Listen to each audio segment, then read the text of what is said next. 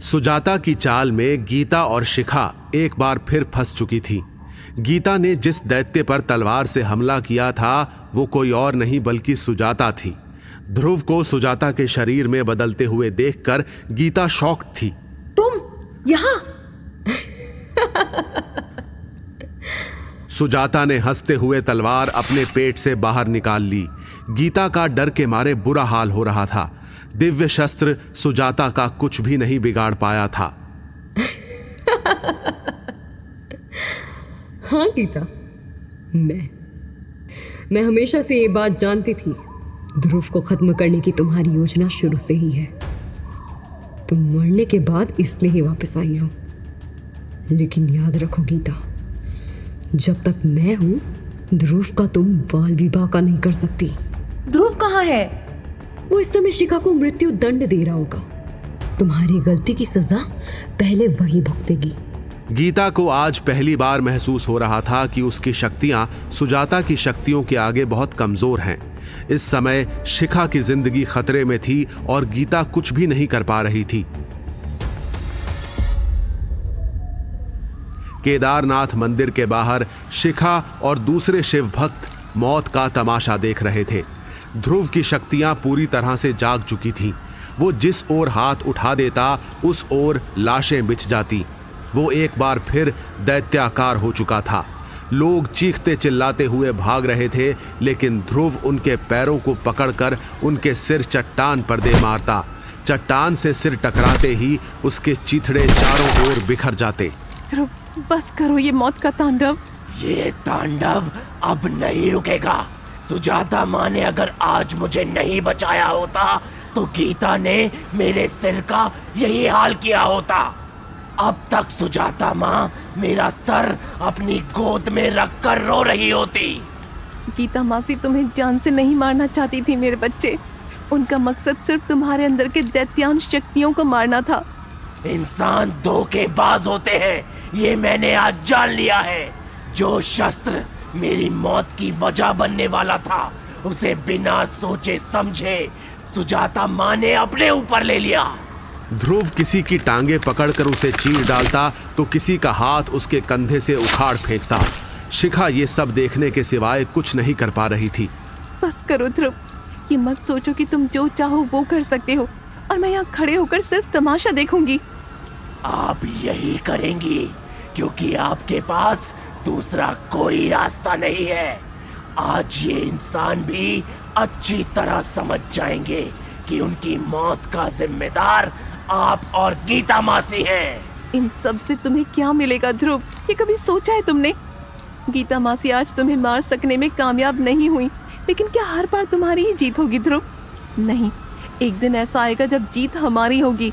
तब तुम्हारी ये सारी मेहनत मिट्टी में मिल जाएगी। वो दिन कभी नहीं आएगा। दैत्य शक्तियां कभी खत्म नहीं होंगी। मेरा अंत नामुमकिन है। इतिहास में जितने भी दैत्य, राक्षस और दानव हुए हैं उन्हें कभी ना कभी ऐसा लगा था कि उन्हें कोई खत्म नहीं कर सकता, लेकिन उनका अंत तुम मेरे गर्भ में देख चुके हो। उस मायावी कढ़ाई में तुमने उन सभी पापियों का अंत देखा है ध्रुव। क्या तुम्हें ऐसा लगता है कि तुम उनसे भी ज्यादा पावरफुल हो? हाँ, मैं उनसे भी ज्यादा शक्तिशाली हूँ। मैंने उनकी मौत देखी है, इसीलिए मैं उस मौत से बचने का रास्ता जानता हूँ। वो युग और समय गया जब ईश्वर दैत्यों को दंड देने के लिए अवतार लेते थे। अब उन्हें इस पृथ्वी, इस संसार से कोई मतलब नहीं। उन्हें उनका स्वर्ग मिल चुका है। और तुम्हें क्या मिला? इंसानों को खत्म करके क्या हासिल करना चाहते हो तुम ध्रुव? मेरी नजर से देखो, सुजाता का साथ छोड़कर देखो, अपनी शक्तियों का इस्तेमाल अच्छे काम के लिए करो। तुम में मेरे जीन्स मौजूद हैं ध्रुव, एक बार उन पर यकीन करके देखो। कुछ पल के लिए ही सही। अगर तुम्हें शांति और अपने जीवन का लक्ष्य न मिले तो मैं भी तुम्हारे साथ खड़ी होकर लोगों का खून बहाऊंगी, उनकी हत्याएं करूंगी। लेकिन एक बार एक दैत्य की तरह नहीं, एक इंसान की तरह सोचो। सोचो कि तुम मेरे बेटे हो। हत्या, पाप, खून खराबा करने के लिए तुम्हारा जन्म नहीं हुआ, बल्कि किसी अच्छे और बड़े मकसद के लिए तुम्हारा जन्म हुआ है। बंद करिए बकवास। नहीं सुनना मुझे ये सब कुछ।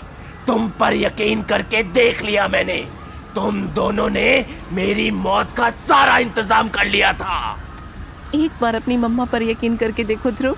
लोगों को उनकी परेशानी, उनकी तकलीफ को अपना समझ कर देखो, उनकी मदद करो, उनके दोस्त बनकर देखो। क्या पता तुम्हारे ऐसा करने से तुम्हारा स्ट्रगल कुछ कम हो जाए या शायद खत्म ही हो जाए।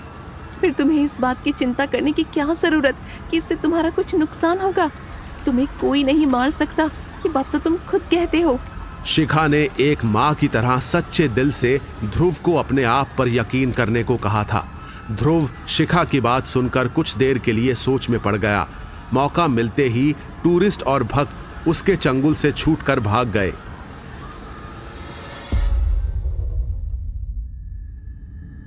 दूसरी ओर गीता को बंदी बनाकर सुजाता शिखा की मौत का इंतजार कर रही थी।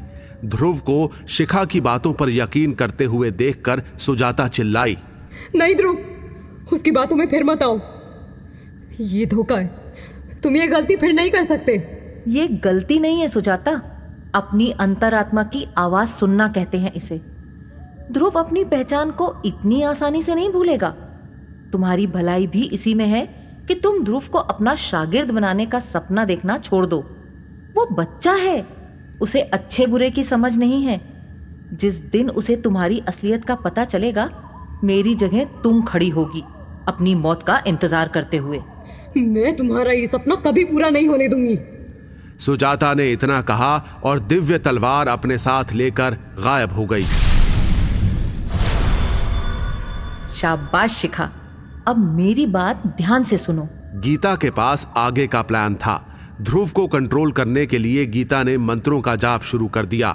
दोनों के बीच बातचीत का सिलसिला जारी रहा। क्या ध्रुव की दैत्य शक्तियां उससे वापस ली जा सकती हैं मासी? सुजाता तुम्हारे पास पहुंच रही है। उसके वहां आने से पहले तुम ध्रुव को लेकर मंदिर के अंदर चली जाओ। तब तक मैं ध्रुव की दैत्य शक्तियों पर काबू रखने की कोशिश करती हूँ। शिखा ने गीता की बात को तुरंत फॉलो किया। ध्रुव, ध्यान लगाने से पहले मैं तुमसे एक बार बात करना चाहती हूँ। ध्रुव ने शिखा की ओर देखा। वो उसके कुछ बोलने का इंतजार कर रहा था। जल्दी कहिए, मेरे पास समय नहीं है। एक बार मेरे साथ चलकर भगवान शिव के दर्शन कर लो। तुम्हें अपनी पहचान अब सिर्फ वही दिला सकते हैं। ध्रुव ने मंदिर की ओर देखा। मंदिर की सीढ़ियां उसे अपनी ओर अट्रैक्ट कर रही थीं। ध्रुव ने अपने कदम उस ओर बढ़ाए। मंदिर की सीढ़ियों पर पैर रखते ही उसे एक झटका लगा और वो हवा में उड़ते हुए दूर जा गिरा। ध्रुव! शिखा की चीख पूरी तरह बाहर भी नहीं आ पाई थी कि उसकी नजर सुजाता पर पड़ी। बस, अब और नहीं। सुजाता ने इतना कहा और अपने हाथ में थामी तलवार को शिखा के सीने में घोंप दिया। ओम भट्ट स्वाहा। एक झटके में गीता वहां आ गई थी। उसने आते ही अपना मंत्र फूंका, जिससे वहां आसपास काला धुआं छा गया। सुजाता के हमले से खून का फव्वारा हवा में उड़ा और भयानक चीख के साथ एक लाश जमीन पर गिर गई। गीता, सुजाता, ध्रुव और शिखा उस अचानक हुई घटना पर यकीन नहीं कर पा रहे थे। विश्वास बाबू! शिखा को बचाने के लिए कहीं से विश्वास वहां आ गया था।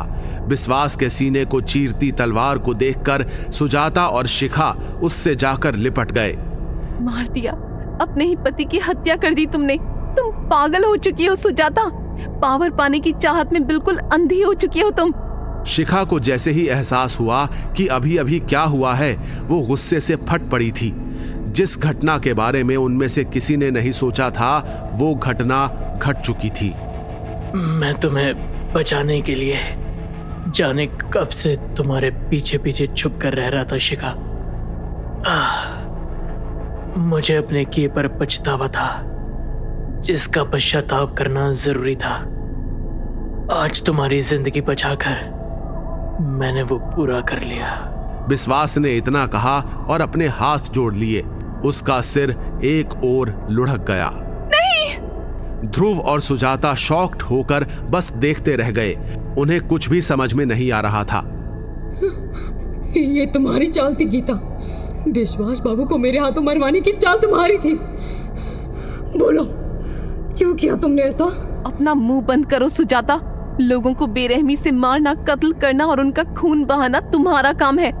तुम्हें अब इस बात का अंदाजा भी नहीं रह गया कि खून बहाने से दर्द के सिवाय कुछ नहीं मिलता। ध्रुव को भी तुमने बिल्कुल ऐसा ही बना दिया है। ध्रुव की शक्तियां अब उसके कंट्रोल से बाहर होने लगी थीं। वो किसी ज्वालामुखी की तरह आग बरसा रहा था। देखते ही देखते वहां कोहराम मच गया। चीख पुकार एक बार फिर सुनाई देने लगी। ध्रुव की बढ़ती शक्तियों से उसके आसपास तबाही शुरू हो चुकी थी। शिखा, यहाँ से चलो। ध्रुव की शक्तियों को अब भगवान शिव ही रोक सकते हैं। उसकी दैत्य शक्तियां पूरी तरह से जाग चुकी हैं। शिखा गीता के मुंह से ये बात सुनकर कांप उठी। उसने सुजाता की तरफ देखा। अब सुकून मिल गया तुम्हें सुजाता? पा लिया तुमने ध्रुव को?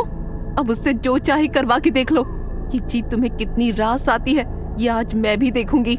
आसपास बहता लावा सभी लाशों को अपने साथ लेता हुआ पहाड़ी से नीचे की ओर गिरा। ध्रुव, बस करो, चलो यहाँ से। आज तुम्हारे पिता की मृत्यु हुई है, शांत हो जाओ। सुजाता ध्रुव को रोकना चाहती थी, लेकिन ध्रुव का डिस्ट्रक्शन नहीं रुका। वो सुजाता की कोई भी बात नहीं सुन रहा था।